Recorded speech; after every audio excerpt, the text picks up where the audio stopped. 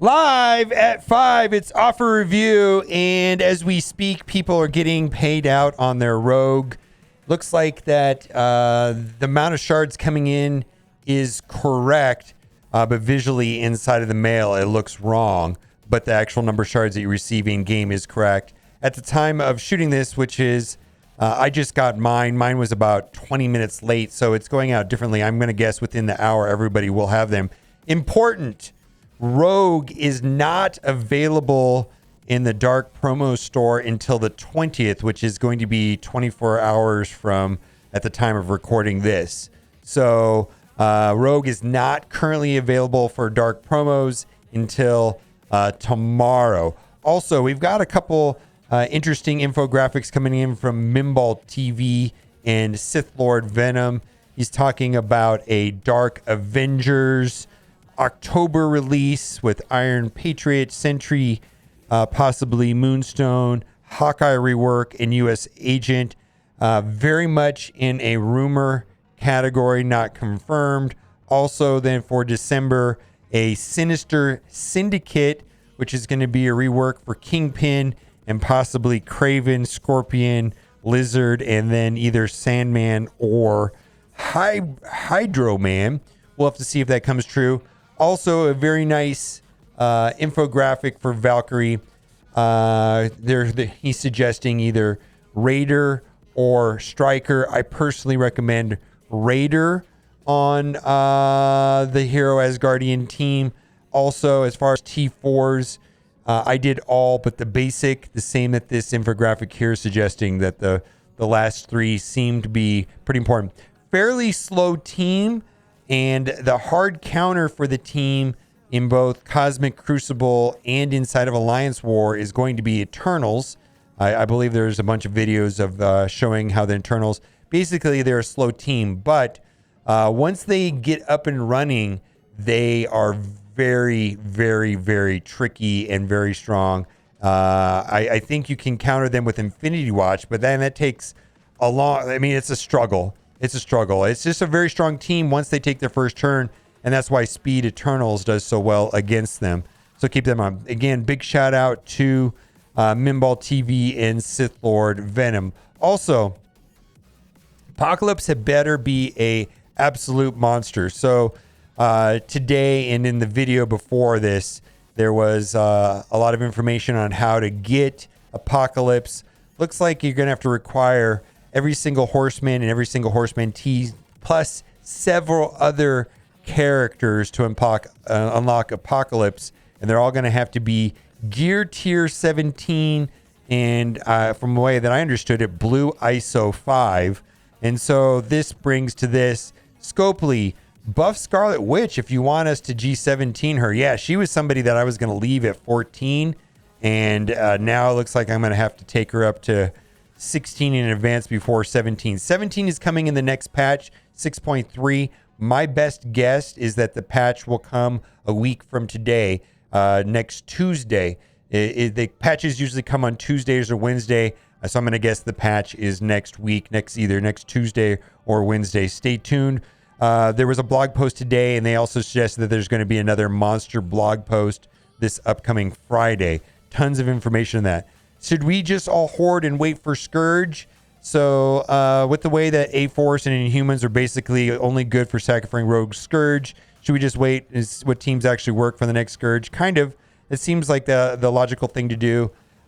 We don't know how good Hero Asgardians are going to be in relation to the other two Scourge teams that they said that they're going to be. We just don't know. Also, a terrible idea or an idea that occurred to me is that we're going to have a rerun of the Scourge events, like another one for Morgan Le Fay, another one for Rogue at some point in the future. What if they introduce a new character to make the best Scourge team a different team? For example, Dark Hunters was lackluster compared to Web Warriors. They still served their place, but they weren't as impactful as Web Warriors were. What if they add Blade to the game before the second run of the Scourge, and Blade makes them amazing? What if they add Medusa for the Inhumans, and that makes them amazing in the Scourge? What if they add Black Cat for A-Force, and that makes A-Force amazing in the Scourge. It's certainly a possibility that they could do something like that. I just like to say this now before it actually happens. All right. Energy capped at 150. I've just hit level 88 and noticed that 86, 87, the energy cap hasn't increased from 150. Could at least go up 5 at a time. That would be nice, to 155, 160, 165. I don't know if they're ever going to increase that energy cap above 150, but that would be nice if they did that. And then also the strike tokens could be converted into something after you max out the strike pass. And this is something that happens in all other games. Whenever you max out like the battle pass or whatever the pass is, any excess currency does go towards a smaller reward. And then, of course, there says nearly every game with the battle pass system has this feature where the excess points go converted into something, usually currency. Imagine if the strike tokens would convert it into training orb fragments. Wow. Finally, actually, you can spend some of that gold. And then lastly, let's talk about orange gear in the new game mode. All right, we were just told we need at least 20 plus characters, at least gear tier 17 basic, and get the full power of Apocalypse, more or less. However, orange gear is a pretty big issue, especially for us late game people. For me, I can't even bring enough rogue team to gear tier 15 because I don't have the catalyst. And frankly, DD5 characters take priority. I agree.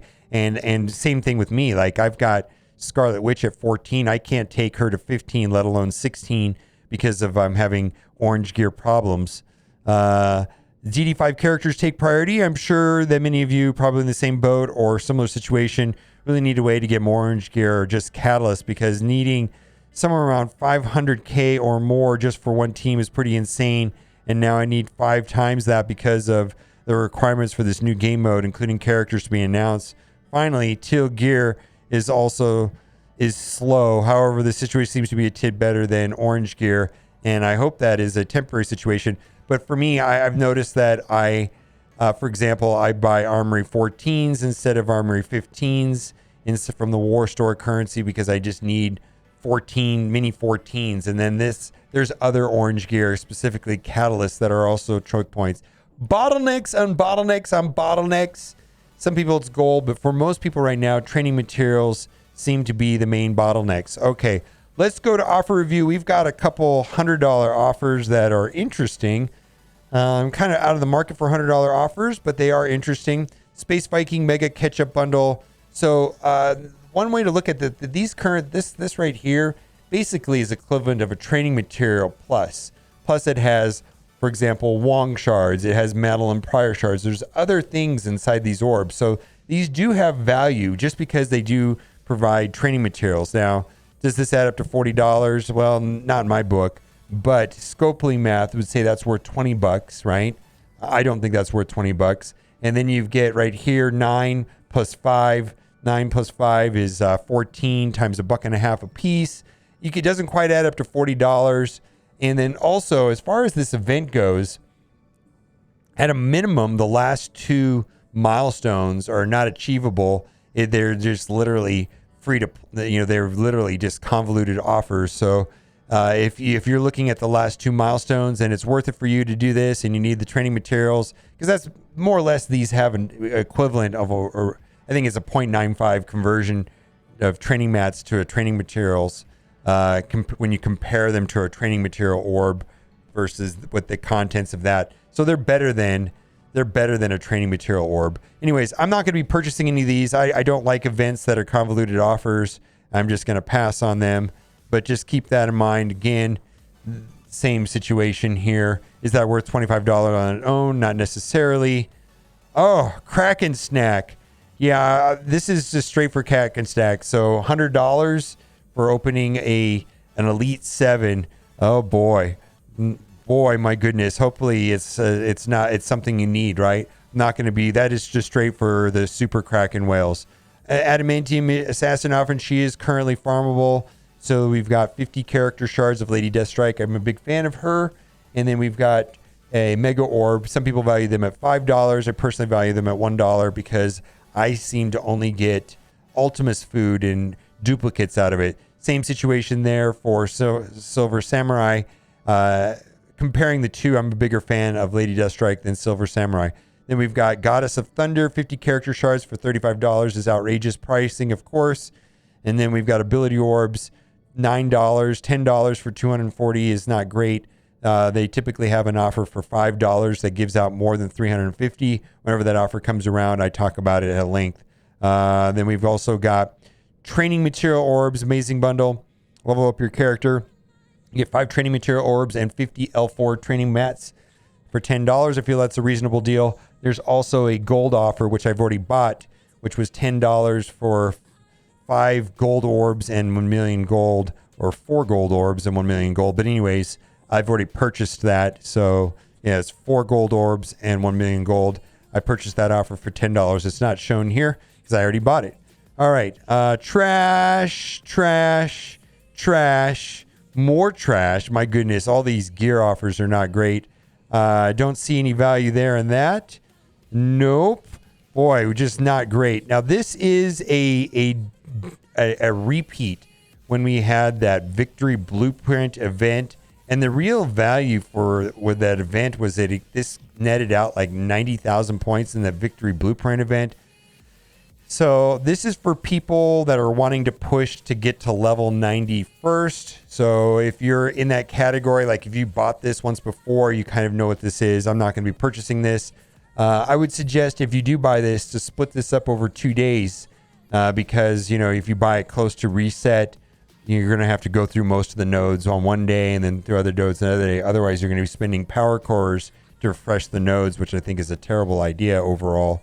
But anyways, not going to be purchasing that. Training bundles, if you're in dire need of training materials, I think this is a reasonable value if you have an excessive amount of gold and you have the disposition to spend. And then special character offer. So we've got Kestrel and Deathpool for $5. So there you go. 30 character shards each. I'm a big fan of that. And then High Priestess, boy, they're going to milk Agatha. And they're going to make Agatha super scarce. 50 character shards for $35. I feel like she's going to be like the Cull of the Black Order team or Moondragon of Infinity Watch. They're just going to make her not available. And they do that. Usually one character on the team, they just hang on and make them largely unavailable. And that is going to be Agatha. So do what you got to do on that. I'm not a fan. Premium Orb Pack, $3 for 6 orbs. If you're a purchaser of premium orbs, that is one of the better prices I've seen. I typically value the orbs at $1 a piece, but I don't buy them anymore because they're all they just turn into Ultimus food for me. But right there, you're able to get 6 orbs for $3. And then we've got standard pricing. Basically, this is anchor pricing on an Elite 4 for $20 and then an Elite 5 for $35. Both of these they have sold for much less in the past. And then we've got Leader of the Ravagers offer. He will be farmable tomorrow. So keep that in mind. Rather, if you're one that would rather just farm him, you could farm him, then you don't have to pay for him. But this is not really a super good deal. 75 character shards and a mega orbs that worth at $5 at best. All right, let's move on. We've got, boy, this is better than we had. They tried selling this for $5 before, and now they're selling it for $3. All right, if you need green energy, and we have an event running right now with your alliances, so there you go. There's another one there. That one does add up as well, so this will help your alliance if you need the green energy. Trash, more trash. Boy, not great at all. Boy, I just don't like their gear offers. Boy, I am starved of those, man. That is for Rogue right there. Rogue needs those. Congratulations on your Rogue if you unlocked Rogue today, or if you upgraded your Rogue today. Can't wait to test her out in the arena as soon as I'm done finishing out this video. Boy, I know people buy these. If you're super starved on SBCs, for me, my main choke point is not SBCs. It is the catalysts, like the damage catalyst and so on, the focus catalyst. But I know people, Krakens pick these up pretty often. All right, and then we're going to move past all of this. Nothing else here of interest. This is 2.5 times the price of the offer that I prefer. There's an offer that is 1 million gold and 4 training material orbs. This is 8. for $10. I like that better than this right here. So this is just a secondary offer. You get twice as much for 2.5 times. So the more you spend, I get. Boy, this is outrageous. Phantom X. Boy, you're going to have to take him to Gear Tier 17. He's kind of like the Scarlet Witch of the limited X-Men team. 50 character shards for $35 is nothing special. And now we are in the dregs. And today we do not have a 1-core offer. We're going to scroll past all of these. And if we see anything of interest, we will stop.